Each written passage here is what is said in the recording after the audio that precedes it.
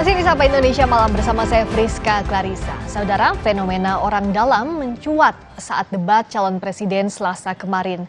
Capres nomor urut 1 Anies Baswedan melontarkan kritiknya setelah mendapat jawaban dari Capres nomor urut 2 Prabowo Subianto soal putusan Mahkamah Konstitusi. Debat perdana Capres 2024 Selasa kemarin meninggalkan keriuhan di publik. Terlepas dari performa masing-masing kandidat, yang juga jadi perbincangan adalah saling serang antar capres. Seperti soal putusan Mahkamah Konstitusi yang ditanyakan Capres nomor urut 1 Anies Baswedan ke Capres nomor urut 2 Prabowo Subianto. Namun jawaban Prabowo direspons Anies dengan menyebut fenomena ordal alias orang dalam menyebalkan. Fenomena ordal ini menyebalkan. Di seluruh Indonesia kita menghadapi fenomena ordal. Mau ikut kesebelasan ada ordalnya. Mau masuk jadi guru ordal. Dan ini saya rasakan. Beberapa waktu yang lalu beberapa orang guru berjumpa dengan saya. Dan mereka mengatakan, Pak, di tempat kami pengangkatan guru-guru itu mendasarkan ordal. Kalau tidak ada ordal, nggak bisa jadi guru, nggak bisa diangkat. Lalu apa jawabannya? Atasan saya bilang, wong yang di Jakarta aja pakai ordal. Kenapa kita di bawah tidak boleh pakai ordal? Negeri ini rusak apabila tatanan Waktunya itu hilang. Ya. Menanggapi tudingan Anies, Prabowo hanya menjawab singkat. Menurutnya, rakyatlah pengambil keputusan tertinggi. Mas Anies, dalam demokrasi, kekuasaan tertinggi ada di rakyat. Hakim yang tertinggi adalah rakyat. Tanggal 14 Februari, rakyat yang akan mengambil keputusan. Kalau kami tidak benar, salah, berkhianat, rakyat yang akan menghukum kami. Lalu, ordal yang dimaksud Anies Baswedan ditujukan ke siapa? Ditemui saat kampanye di Bekasi, Jawa Barat, Anies hanya menjelaskan kehadiran orang dalam membuat orang berprestasi tak bisa mendapatkan haknya. Jadi fenomena ordal ini bukan satu. Fenomena ordal ini ada di mana-mana. Dan itu artinya apa sih yang terjadi? Ordal membuat orang tak berprestasi mendapatkan posisi. Ordal membuat orang-orang yang karena koneksi bisa dapat posisi. Sementara yang dibutuhkan di Indonesia adalah yang berprestasi, yang dapat posisi. Nah, praktek seperti itu tidak pantas terjadi lagi dan harus dihentikan. Menghentikannya dari mana? Dari puncak. Menurut TPN Ganjar Mahfud, lontaran isu ordal dalam debat tak jadi soal, sebab merupakan realita di tengah masyarakat. TPN Ganjar Mahfud menilai, justru harusnya jadi pemantik agar para capres agresif dalam adu gagasan, termasuk soal orang dalam. Yang paling penting kan sebetulnya apa yang menjadi perdebatan dalam visi misi itu merupakan isu atau permasalahan yang faktual yang hari ini terjadi di masyarakat. Maka dari itu setiap capres cawapres itu harus keluar dengan ide dan gagasannya, termasuk komitmennya, begitu juga dengan rekam jejaknya. Nah, kalau kemudian diantara semua pasangan bayangan kandidat bermasalah seorang dalam, ya tentu saja itu bukan tanggung jawab kami, tapi tanggung jawab paslon lain untuk menjelaskan pada publik. Jumat minggu depan, giliran para cawapres yang akan mengadu gagasan di debat KPU. Temanya soal ekonomi, infrastruktur, hingga perkotaan.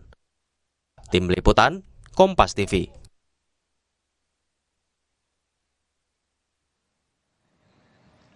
Lalu sebenarnya kepada siapa dan mengapa Capres nomor urut 1 Anies Baswedan melontarkan isu ordal alias orang dalam? Kita bahas bersama dengan Mardani Alisera dari Timnas Amin, ada Aceh Hasan Syadzili dari TKN Prabowo Gibran, dan Ciko Hakim dari TPN Ganjar Mahfud. Selamat malam Bang Mardani, juga Kang Aceh, Mas Ciko. Malam semuanya. Saya ke yang melontarkan dulu nih, Bang Mardani. Kalau sebenarnya yang disampaikan Mas Anies ini kan bilang ada ordal di mana-mana yang bikin kesal. Bahkan di posisi puncak aja ada ordal. Ini betulkah terkait putusan MK atau kepada siapa sebenarnya ditujukan? Kalau tafsir nanti Mas Anies sendiri ya, tetapi saya ingin ke esensinya fenomena orang dalam ini merusak ya, merit sistemnya tidak bisa jalan.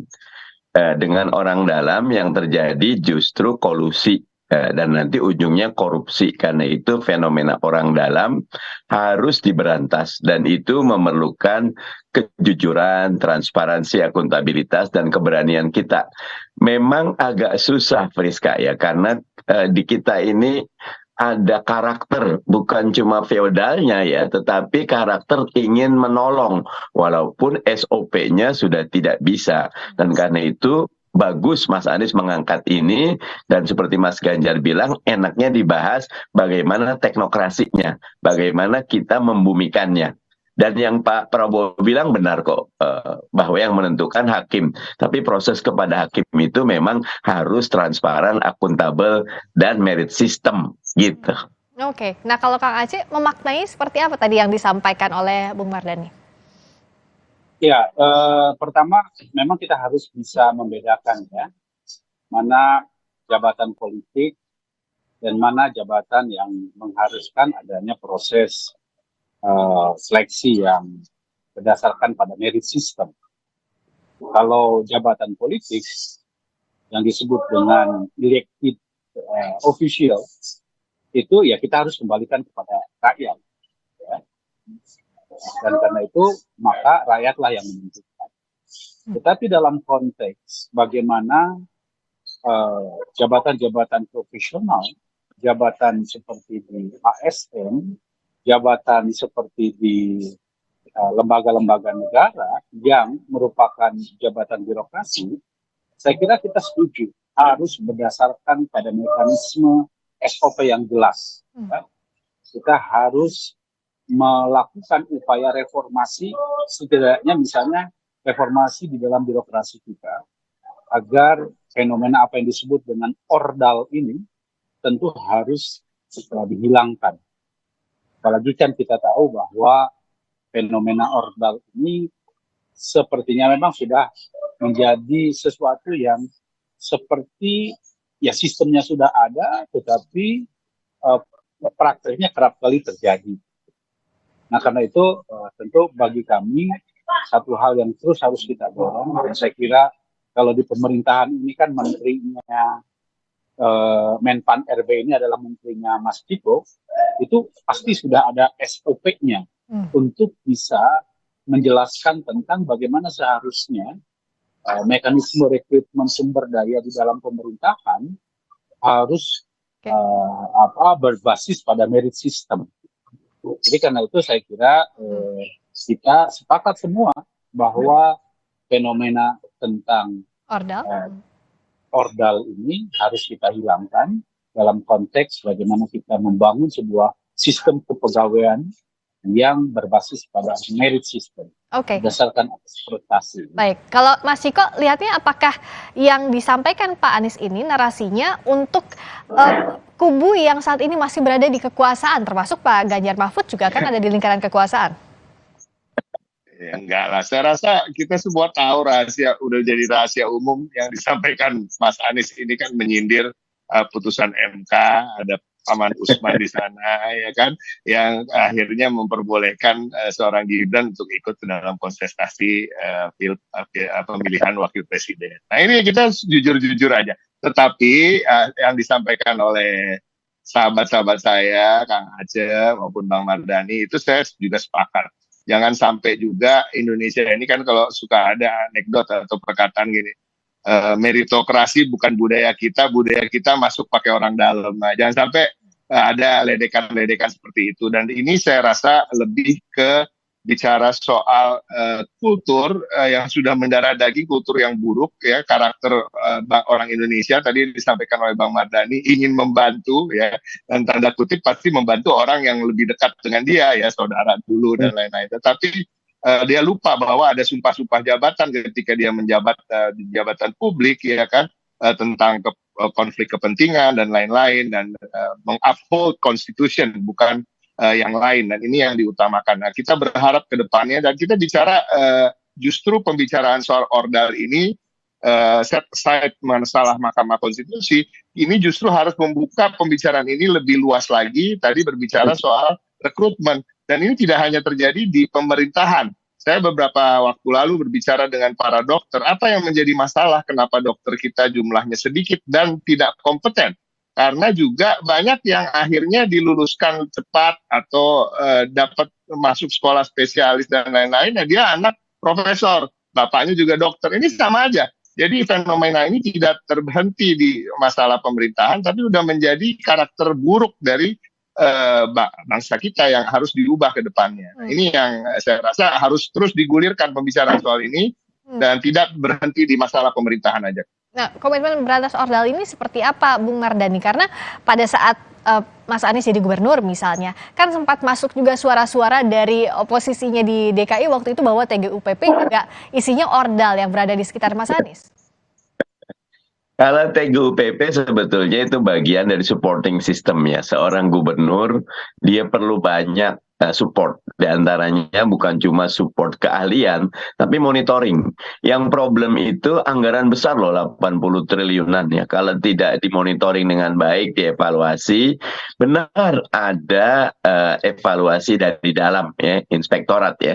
Tetapi kita juga tahu tadi, kita ketika ikan itu rusak dari kepala. Kalau kepalanya rusak, pasti ekor badannya juga rusak. Nah, karena itu Mas Anies dengan TGUPP sangat terbuka. Ayo, ini yang dilakukan adalah bagaimana DKI itu betul-betul menjadi ASN yang kolaborator, ya, bukan cuma regulator, apalagi minta maaf cuma instruktor gitu. Tetapi betul-betul yang mendengar. Nah, karena memang tidak bisa kita menghadirkan keadilan kalau para quote and unquote mereka yang bekerja itu tidak memiliki semangat kolaborasi ya. Karena itu Mas Anies betul-betul sangat menggarisbawahi tentang kolaborasi. Dan yang di sekitar Mas Anies banyak sekali anak-anak muda yang dimajukan, termasuk bagaimana membuat merit system berjalan di DKI. Sehingga DKI mendapat banyak sekali penghargaan dalam bab merit system ini. Oke, kalau dari Kang Aceh juga sama-sama singkat saja, bagaimana komitmennya untuk berantas ordal ini? Tadi juga kan sempat di-mention juga namanya cawapres, tetap dikait-kaitkan ke sana. Ya begini, sekali lagi bahwa yang namanya elected official itu ya adalah orang yang memang dipilih oleh rakyat, tentu harus kembalikan kepada rakyat. Tetapi dalam konteks profesionalisme aparatur sipil negara dan juga tentu kalau di sektor swasta, saya kira memang harus berdasarkan pada standar yang telah disepakati di dalam konteks bagaimana kita memastikan merit system itu sebagai satu standar di dalam rekrutmen apapun gitu. Nah, kita tahu bahwa salah satu, dan ini bukan hanya di dalam, saya setuju bukan hanya di dalam pemerintahan pusat, di pemerintahan daerah kan kewenangan untuk melakukan rekrutmen terhadap kepegawaian daerah itu fenomena yang juga terlalu pengaruh politiknya juga terlalu kuat. Kita bisa menyaksikan misalnya rekrutmen terhadap ASN di daerah, kecenderungannya tim sukses dan lain sebagainya tanpa memperhatikan aspek misalnya profesionalitas, rekam jejak, pendidikan, dan lain sebagainya. Jadi saya kira komitmen kita terhadap upaya membangun sistem yang betul-betul berbasis pada merit system memang harus menjadi komitmen kita semua, gitu ya. Dalam konteks bagaimana kita membangun birokrasi yang profesional, ya. Dan sistem kepegawaian yang betul-betul berbasis pada prestasi. Saya kira itu sudah menjadi komitmen kita semua. Baik, kalau Bung Ciko terakhir silakan. Saya ingin menarik garis lebih ke belakang lagi bahwa ini terkait dengan pembangunan karakter anak bangsa ya, yang bisa dimulai dari dini. Dan bahwa kepatuhan kepada sistem, kepatuhan kepada hukum, pada aturan-aturan termasuk tadi sistem merit yang sudah ditentukan itu tidak bisa ditawar-tawar. Ini dimulai bisa dari anak-anak TK sesungguhnya, di mana guru dan sekolah itu nggak boleh takut sama orang tua yang ingin memaksakan anaknya masuk ke dalam let's say pertunjukan sekolah, walaupun dia tidak mampu untuk melafalkan lagu-lagu yang ada di pertunjukan itu gitu. Termasuk dalam tim olahraga ketika dia masuk ke SD, SMP, SMA. Nah ini sebenarnya dimulai dari situ, bahwa semua anak-anak bangsa di Indonesia, orang-orang tua maupun guru maupun pemerintah maupun siapapun itu, ya kita harus taat dengan aturan-aturan yang kita sepakati bersama, terutama tentang merit, ya kan, ketika kita bicara memang ada standar di situ, dan ini udah tidak bisa diganggu-gugat lagi. Jadi saya melihatnya ini pembangunan besar dan PR besar bangsa kita, ya insya Allah lah Pak Ganjar nanti yang bisa menyelesaikan ke depan. Tapi masing-masing capres kan tentu saja promosi bahwa setuju dengan merit system dan anti sama ordal, janji dari mulai debat sampai sekarang dialog hari ini tentu banyak yang melihat. Kita tunggu komitmennya siapapun yang nanti terpilih. Terima kasih Bung Mardhani Alisera dari Timnas Amin, terima kasih Kang Aceh Hasan Syadzili dari TKN Prabowo Gibran, terima kasih juga Mas Ciko Hakim dari TPN Ganjar Mahfud. Selamat malam, sehat selalu semuanya. Iya. Berikutnya saudara kami kembali dengan sorotan lainnya. Calon Presiden nomor urut 1 Anies Baswedan mengkritik pemerintah soal kebebasan berbicara dan indeks demokrasi yang menurun.